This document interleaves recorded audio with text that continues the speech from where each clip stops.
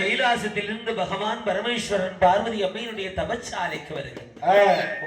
பார்வதி அப்படி என்று எம்பெருமான் ஈசன் அழைத்த போது பார்த்தால் எந்தாயா நம் பார்வதி அம்மையானவள் தவச்சாலை தான்களைத்து ஓடோடி வருகிறாள். உமா மகேஸ்வரனுடைய பாதார விந்தங்களை பற்றி அப்படியே கட்டி அணைத்தாள்.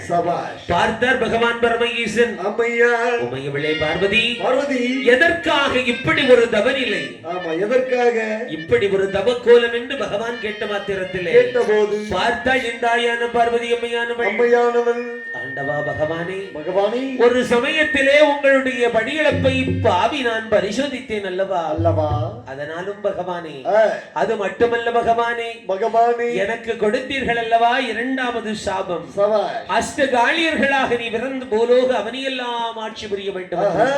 அதன்படி எனக்கு அந்த சாபத்தை இப்பொழுது கொடுக்க வேண்டும் என்று கேட்க அப்படி நான் பிறவி எடுக்க வேண்டும் என்று கேட்டவுடனே பார்த்தார் பகவான் ஈசன் உமையவளே அதற்கான தருணம் வரும் வா என்று அழைத்துக் கொண்டு ஆதி கைலைக்கே சென்றார்.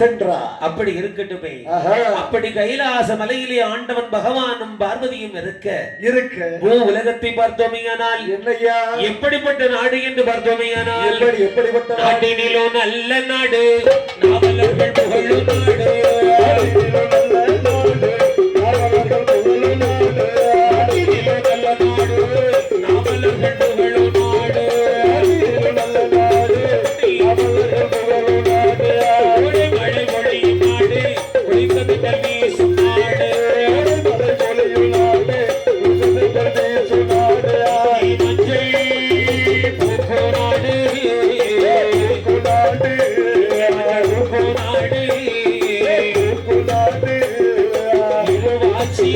இருவாச்சி மலரும் நாடு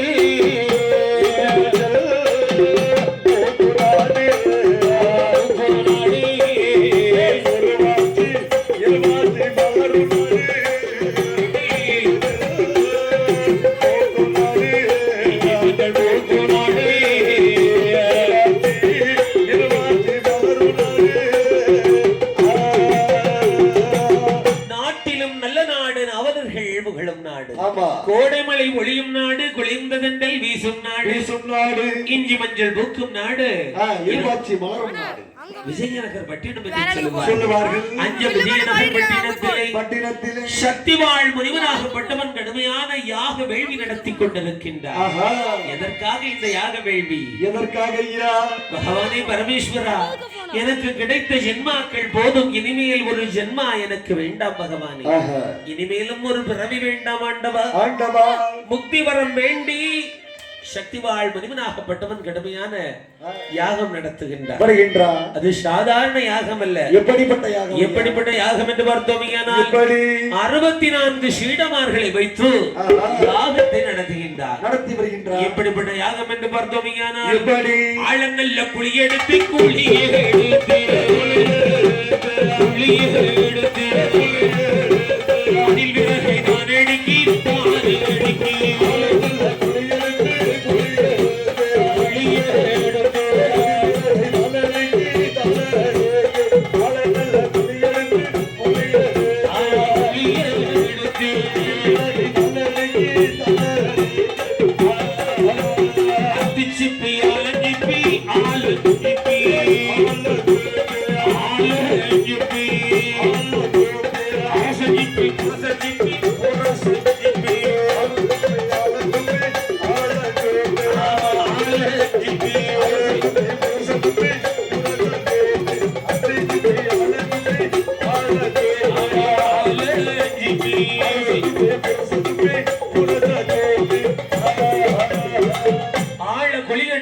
கைகருகை தானடிக்கு அத்தி சிப்பி ஆலஞ்சிப்பி அரசஞ்சிப்பி பிரசஞ்சிப்பி எல்லாம் போட்டுக்கொண்டு நெய் எதனை தான் சொரிந்து நெருப்பதனை மூட்டி ஓம் நமச்சிவாய ஓம் நமச்சிவாய